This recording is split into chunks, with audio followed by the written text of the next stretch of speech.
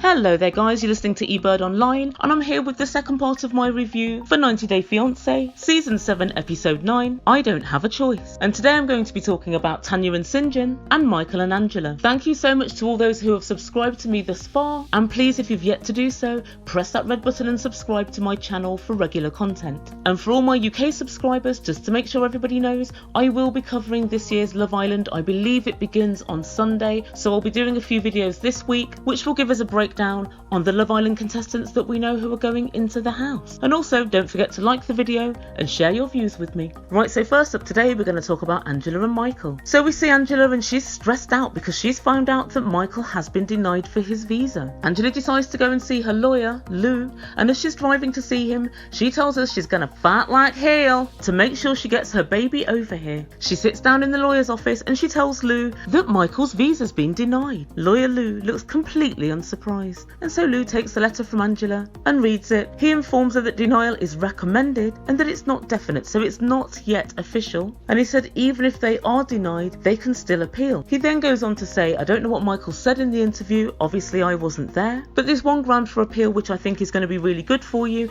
and that's the amount of time you spend on the phone. You've told me that you stay up late into the night, talking for hours and hours. So if we can produce evidence of that, this can go into any appeal. But I wonder to myself, if arguing with Micheal each and every evening about Michael's propensity for going out on the town is going to convince consulate officials that they should be together forever. I'm doubting it. He said the appeal process is the most likely scenario of Micheal getting over to America, and that 60% of appeals are successful and the person's granted a visa. However, if this doesn't happen, they can still reapply again for a K1 visa, but if they apply again, it will take about 18 months. So Angela says, I'm 54. It's my tax-paying right to get married in America. And she said the government should butt out of her business. If she can afford to pay for Micheal, that's all they need to know, and they should quit protecting people that don't want to be protected. Lawyer Lou tells her if you get married in Nigeria, it's very difficult to get divorced. And she says, I don't want to be married in Nigeria. My mum wants to see this wedding. Does she? And she said my mum was very sick, and she feels because they did the engagement ceremony in Nigeria, it's only right that they should do the wedding in America. And then Angela starts papping on about the baby and that time is ticking. Angela, time has already ticked. Tick tock, stop. That's Angela's body clock. So stop talking about it. And the next time we see Angela, she's packing her suitcase for Nigeria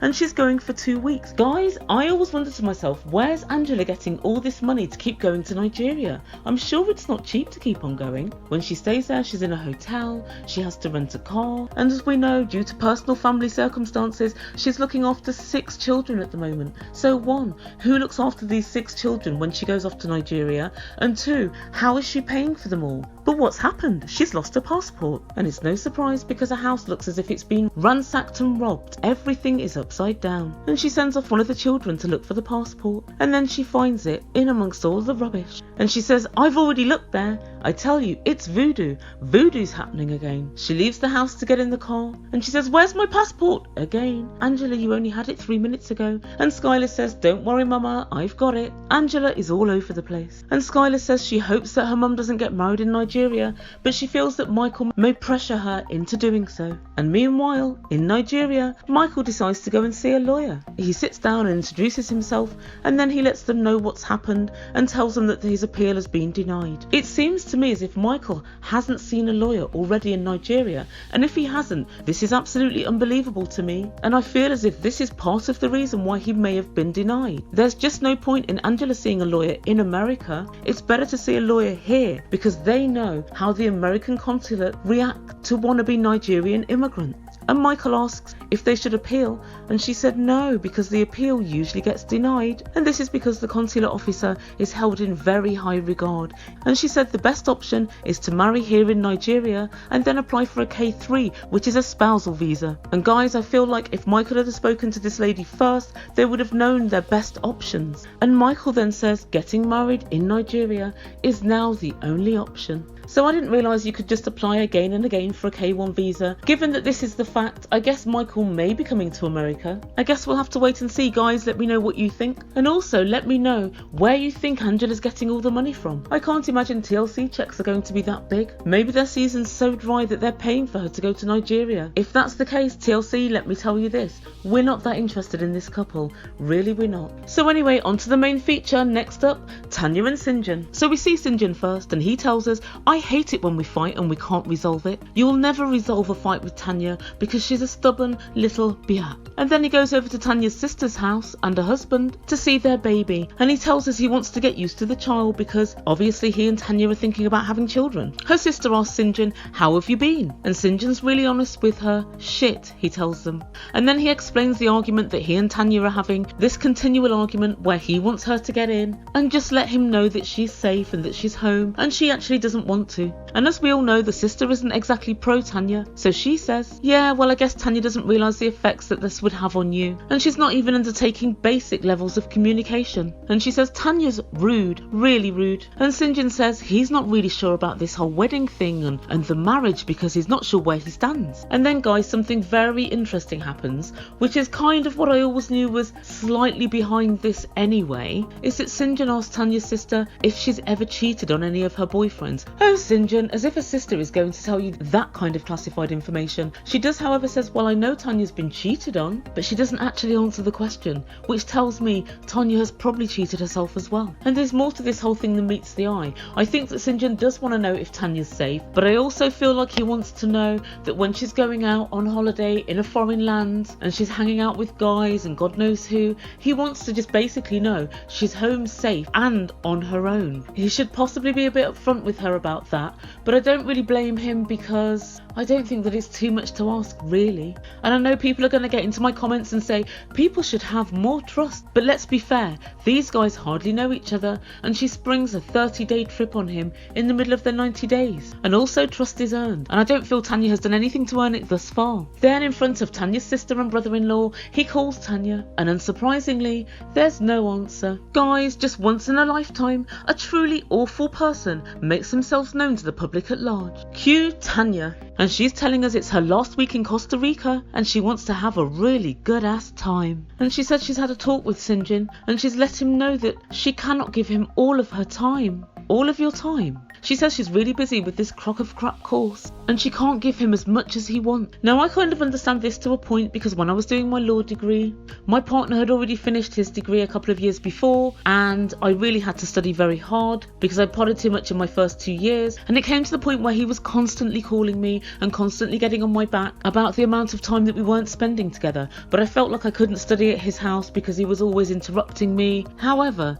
Tania is doing some Mickey Mouse ass course in which the side effects of any treatment that she gives you will include mental anguish, nutrient deficiency and possibly death. She's pretending to study, but as we see most of the time, she's out with her rented red on the beach learning to salsa or standing in the surf or chatting shit with her friends about the state of her relationship. Tania, you are not busy. Tania, you are not studying. You are playing. And giving Syngin a daily call is not too much to ask. And as far as I'm concerned, Tania's just a bossy and supercilious head prefect with a maddening sense of her own importance. I really can't give him everything he wants. Tania, you can't give him bloody anything. And then we see her at the club that night and she's in full-on flirt mode with her rented red.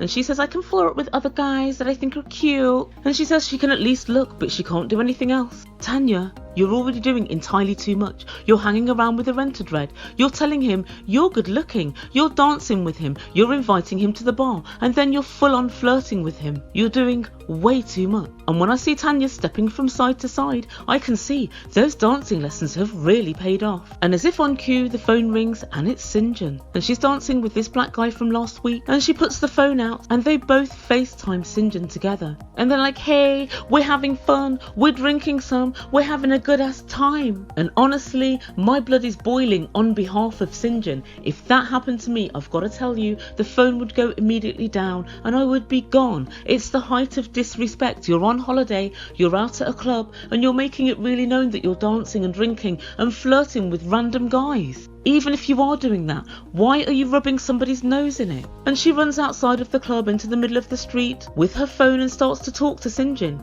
He said, You're drunk. You're in a strange country. Why can't you just answer my calls, and why can't you let me know that you're safe later on? And she said, I'm fine. I'm absolutely fine. Can you tell I'm drunk? Yes, Tanya, we can all tell you're drunk. You're standing in a third world country with your smartphone right out in front of you, looking like a tourist in the middle of the night. I don't know if there's anywhere in the world that would actually be safe. At the very least, someone's going to come past on a bike and snatch the smartphone out of your hand. And if that happens, I'd say you completely deserve it for being so goddamn naive. And she tells Syngin, I've called you 0 times after a club when you've asked me to call you. So why are you asking me to do something that I never do? I don't give promises that I can't keep. I've yet to give you a reason that I'm not going to get home safe.